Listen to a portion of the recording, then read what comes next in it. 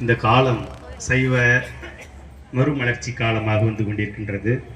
இருளர்களுக்கு பின்னால் திருஞான சம்பந்த பெருமான் எப்படி அவதாரம் செய்து தமிழையும் நம்முடைய சைவ சமயத்தையும் மீட்டெடுத்தாரோ, அதன் பின்னர் வந்த அருளாளர்கள், நாயன்மார்கள், இன்று இருக்கின்ற குருமகா சன்னிதானங்கள் எப்படி இந்த சைவ சமயத்தை மீட்டெடுத்து கொண்டிருக்கின்றார்களோ, அதுபோல நமது சமயத்திற்கு சில தொய்வுகள் ஏற்பட்ட பொழுது மீண்டும் இப்பொழுது ஒரு மறுமலர்ச்சி காலமாக நடந்து கொண்டிருக்கின்றது. சைவ சமயத்தின் வளர்ச்சி காலம் என்று கூட இந்த நூற்றாண்டையும் இந்த காலத்தையும் நாம் குறிப்பிடலாம்.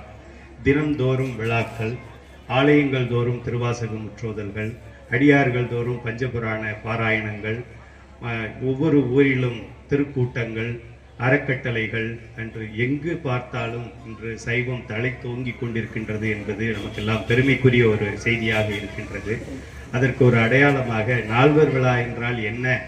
பல சாமிகளை பார்த்திருக்கிறோம். ஊர்வலம் வரும் பொழுது அங்கே ரோட்டில் இருப்பவர்கள் நாளை காலையே சொல்லுவார்கள், இது என்ன புது சாமியா இருக்கு, இது வரைக்கும் இந்த சாமியை பார்த்தது இல்லையே, இது என்ன சாமி அப்படின்னு சொல்லி கேட்பார்கள்.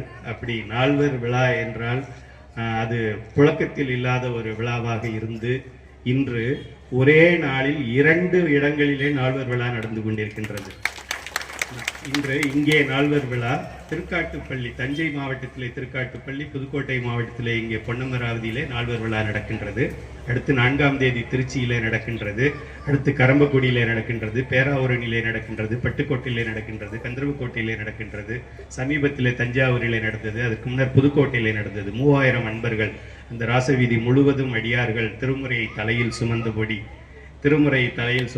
63 நாயன்மார்கள் வேண்டும் என்று குழந்தைகளை கேட்ட பொழுது 163 குழந்தைகள் நாயன்மார்களாக வந்து வேடம் தரித்து நாயன்மார்களும் திருமுறையை சுமந்தவர்களும் திருமுறையை பாடி வந்தவர்களும் கைலாய வாத்தியங்களும் இது சிவலோகமோ என்ற ஒரு எண்ணத்தை உருவாக்கியது. அப்படி பல்வேறு இடங்களிலே இன்று நால்வர் விழா நடந்து கொண்டிருக்கின்றது. இந்த கைலை அறக்கட்டளையின் பல்வேறு முயற்சிகளால் இன்று பஞ்ச புராணத்தை பாராயணமாக 60,000 நபர்கள் பாடியிருக்கின்றார்கள். ஓதுவா முட்டிகள் மட்டுமே பாடிக்கொண்டிருந்த பஞ்ச புராணத்தை 60,000 நபர்கள் பாராயணமாக பாடி சான்றிதழ் வழங்கி இருக்கின்றோம். அதுபோல திருவாசகத்தை எழுதுகின்றவர்கள், திருமுறைகளை பாடுகின்றவர்களுக்கு சிவபெருமான் திருவெளிமலையிலே பொற்காசு கொடுத்தார். திருஞான சம்பந்தருக்கு ஒரு பதிகத்துக்கு ஒரு காசு, நாவுக்கரசருக்கு ஒரு காசு. அதில் தான் நமக்கு அந்த வாசி தீரவே பதிகம் கிடைத்தது. நமக்கு பதிகம் வேண்டும் என்பதற்காக அவருக்கு வாசி காசை கொடுத்து நமக்கு வாசி தீரவே பதிகத்தை அருளினார்கள். அதுபோல சிவபெருமான் என்று அருளாளர்களுக்கு அருளிய பொற்காசை இன்று கைலை அறக்கட்டளை அடியார்களுக்கு வழங்கி கொண்டிருக்கின்றது. 100 பதிகங்களை பாராயணமாக தேவாரம் திருவாசகத்திலிருந்து எதை வேண்டுமானாலும் யார் பாராயணமாக பாடுகின்றார்களோ கைலை அறக்கட்டளையே இன்று தங்கம் விற்கிற விலையில பொற்காசு கொடுக்கின்றார்கள் என்றால் அது அரசர்கள் கொடுக்க வேண்டும், சிவபெருமான் கொடுக்க வேண்டும். அதை வழங்கி கொண்டிருக்கின்றோம். அப்படி ஒவ்வொரு ஊர்தோறும் இது நடக்க வேண்டும். நம் சமயத்தினர் அனைவரும் நம் சமயத்தை பற்றிய அறிவை பெற வேண்டும். நம் சமயம் அறிவு சார்ந்த சமயமாக இருக்க வேண்டும். எந்த சமயம் அறிவு சார்ந்த சமயமாக இல்லையோ அது நீண்ட நாள் நிலைத்து இருப்பது கடினம் என்பார்கள். எந்த பயிற்சி அறிவு சார்ந்த பயிற்சி இல்லையோ அந்த பயிற்சி காலத்திலே அழிந்து போகும் என்பார்கள். மொழி அழிந்தால் இனம் அழிந்துவிடும். இந்த சமய அறிவு அழிந்தால் சமயம் அழிந்துவிடும். இந்த கைலை அறக்கட்டளையின் முயற்சிகள் பல்வேறு அடியார்களின் உதவியால் இன்று சீரும் சிறப்புமாக நடந்து கொண்டிருக்கின்றது.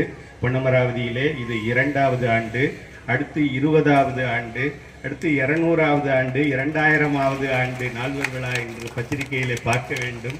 எங்கே இருக்கின்றோம் என்று தெரியவில்லை. அப்படி இது வளர வேண்டும், வாழ வேண்டும். எல்லோருடைய ஒத்துழைப்பும் இதற்கு வேண்டும். மேடையிலே அமர்ந்திருக்கின்ற பெரியோர்கள் மற்றும் நேரடியாகவும் மறைமுகமாகவும் இதற்கு ஆதரவும் மனப்பூர்வமான ஆதரவும் கொடுத்து வருகின்ற ஆலயத்தைச் சேர்ந்தவர்கள், ஊர் பொதுமக்கள் அனைவரையும் வணங்கி வாழ்த்தி இந்த விழா இன்னும் சிறப்பாக நடக்க வேண்டும். சென்ற ஆண்டை விட இந்த ஆண்டு சிறப்பாக இருக்கிறது. இந்த ஆண்டை விட அடுத்த ஆண்டு சிறப்பாக இருக்க வேண்டும் என்று எல்லாம் உள்ள கைலைநாதனை வேண்டி வணங்கி வாய்ப்புக்கு நன்றி கூறி விடைபெறுகிறேன். சிவாய நம. திருச்சிற்றம்பலம்.